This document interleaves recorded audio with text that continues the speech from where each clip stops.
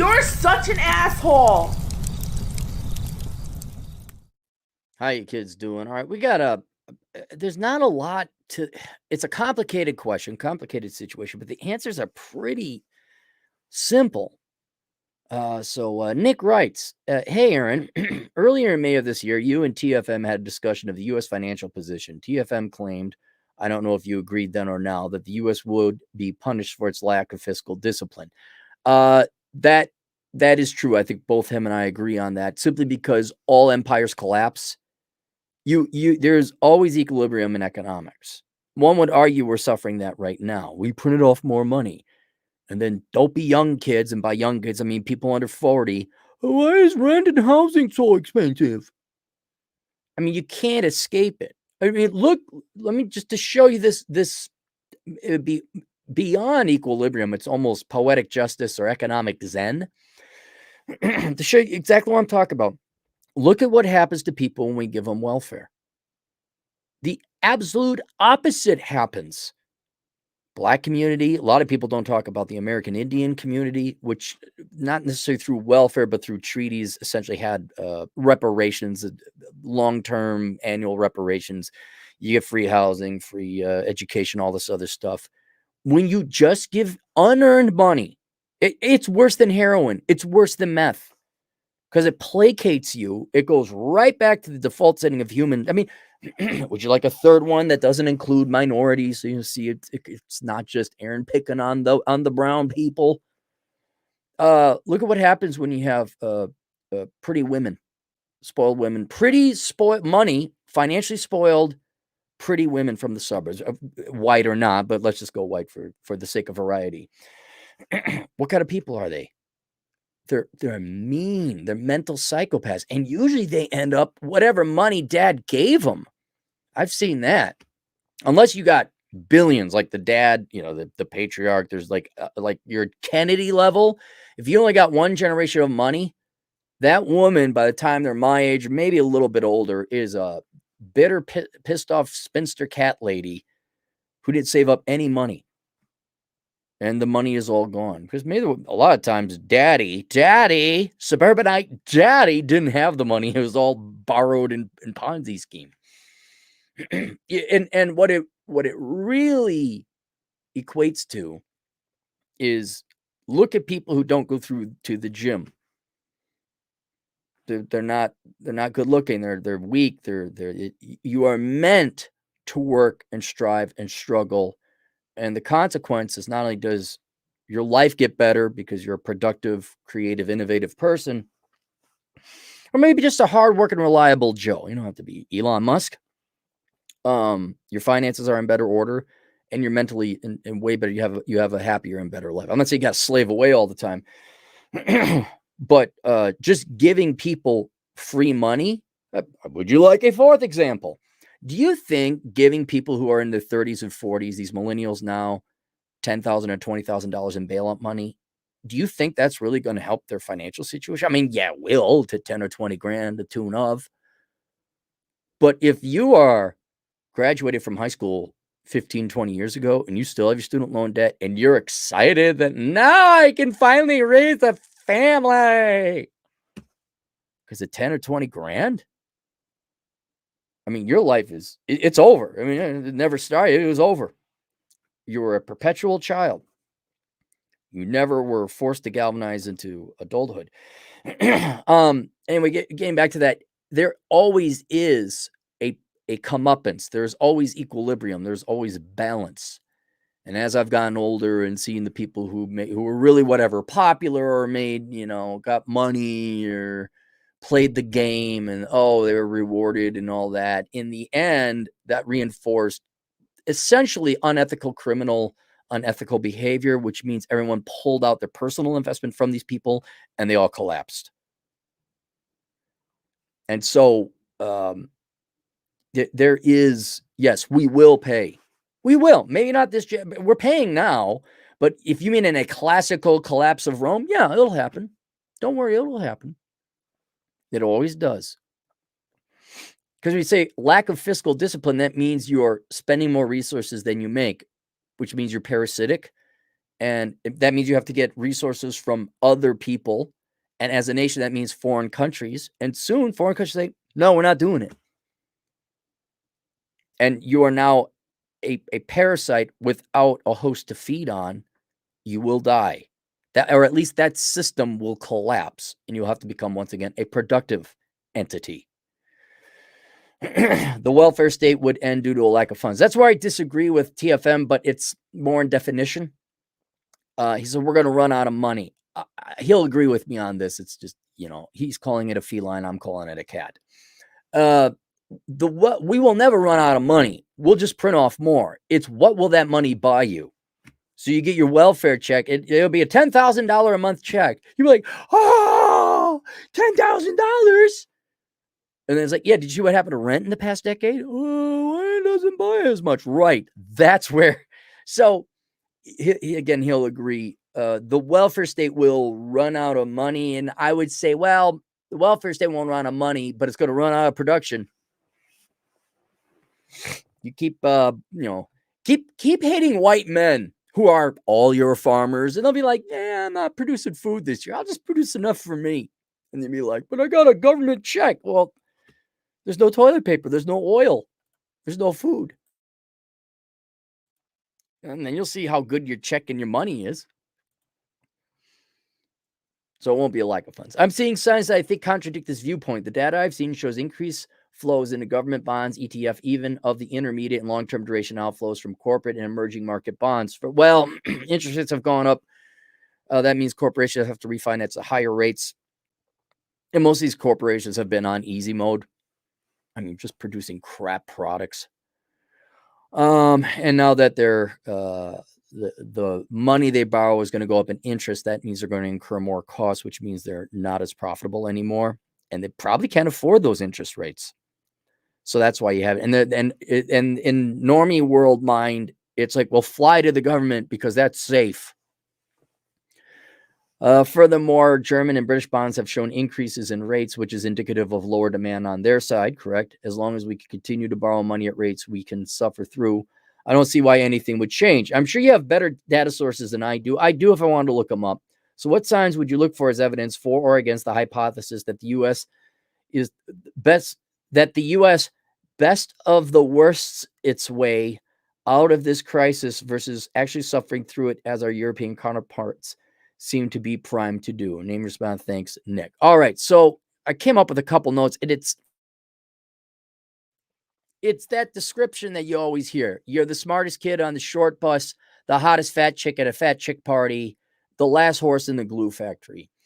And what this gets to is the world's reserve currency, which normally in traditional times when the globe wasn't all effed up, it means, well, there's not every currency or country is reliable or responsible. Their currency is volatile. So we need to denominate global trade, and contracts have to be settled in U.S. dollars. We all agree dollars are stable, right? All right. Guatemala, we require you to pay for our Saudi Arabia says, we require you to pay for our oil, not in Guatemalan pesos. We don't want your funny money. You have to use U.S. dollars. And other, euros, yen, kind of surrogate alternative reserve currency. But all that is contingent on not other countries not rivaling the stability of the world's reserve currency country. And so you could do that two ways, through production and printing off or destroying money. And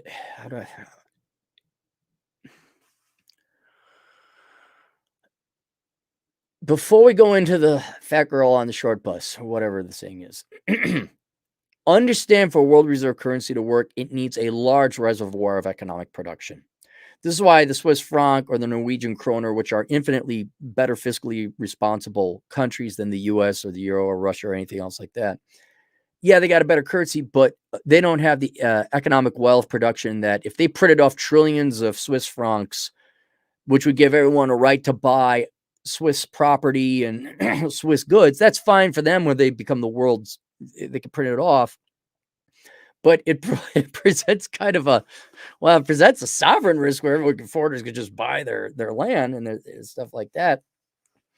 But inevitably, if they print off way too much money, the only thing that gives the Swiss a fiat currency anyway, the Swiss franc money, is Swiss production. Well, Switzerland's just this little country, and reliable and fiscally responsible as they are, they couldn't do that because inevitably people would say, well, the only thing that gives these Swiss francs dollars is Swiss production, but you're this tiny little country. And so you need a large country with a large economic well of production to back it up. And right now, that's the United States. Now, the euro is also a candidate for that. There's a multiple trillions of dollars of economic production there. And China is the logical third variant of that. But now we do introduce hottest girl at a fat chick party, smartest kid on the short bus, last horse in the glue factory. None of this is going to change until the rest of the world, and not the rest of the world, one of the major economic players in the world of these, which is just the EU or China, and it could be BRICS. You could throw Russia and India in there if they ever got their act together, until they not only start printing off less than the US does, stop having financial problems, like stop borrowing money. China is in a financial wreck with the real estate problems. You got to look at that. Europe prints off way more money than, well, not way more, but more. They have way more debt than we do. It's only like there's only 3 horses in the glue factory, 3 fat chicks, 3 smart kids or short kids on the short bus. All right, the US, China, and the euro. Or maybe you want to throw BRICS in with China.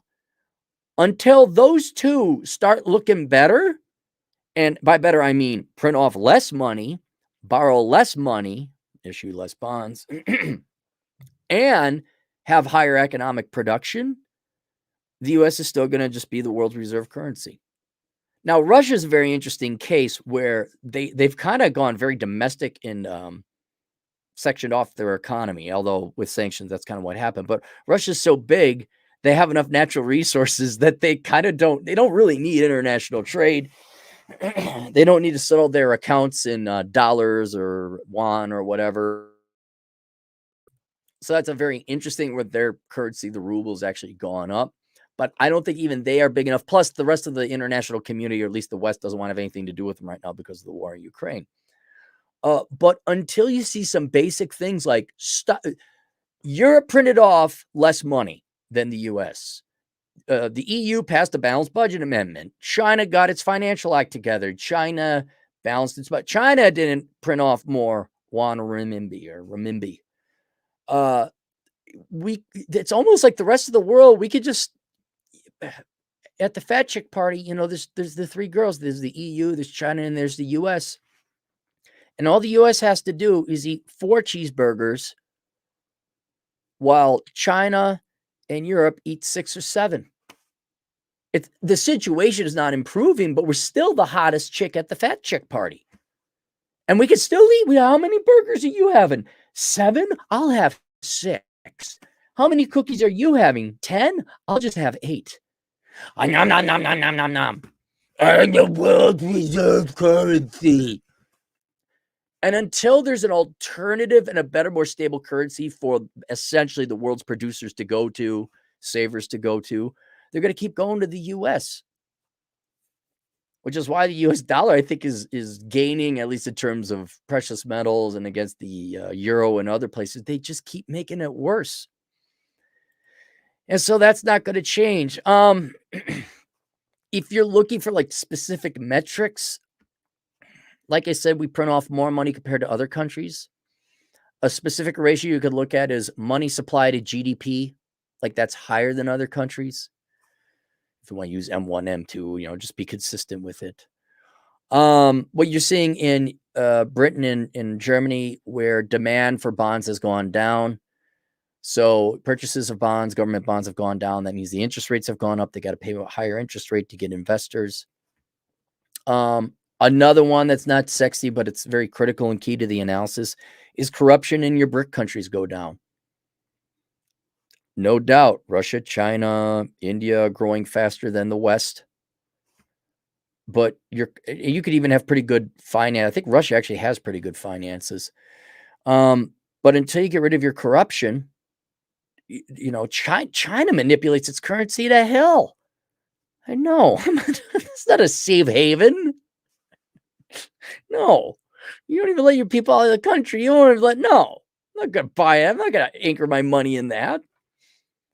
And I've often said,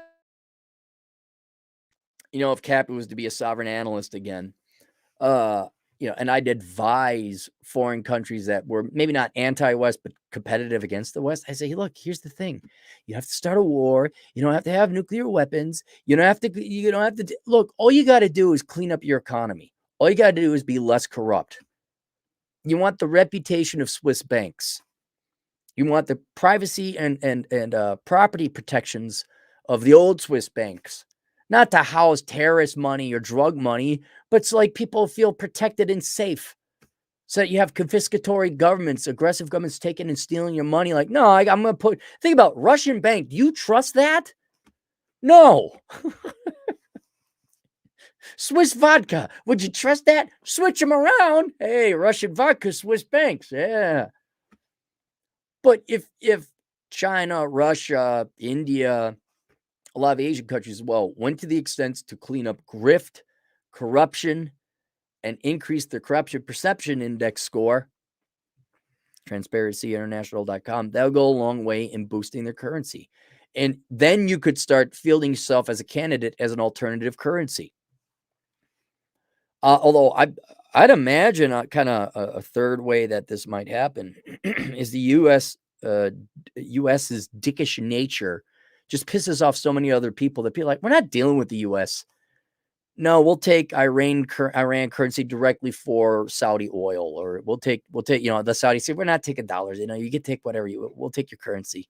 Maybe we don't take that currency, but it has to be in euro, won, rubles, other things. Then what else?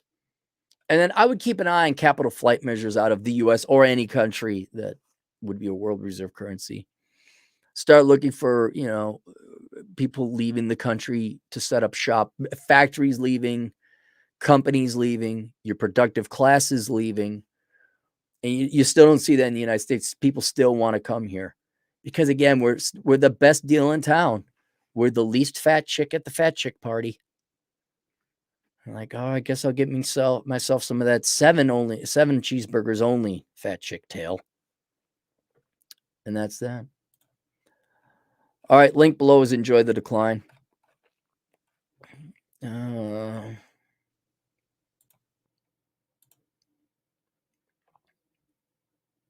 we go.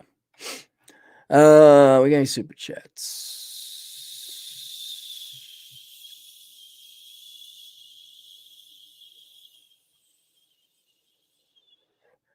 Evan, 10 Canadian bucks. The ruble went up because Putin spent the last 5 years buying all the gold. Right. I mean, it makes sense. As the West was selling it off, as soon as the West announced sanctions, he just pegged the ruble to the price of gold. Yeah.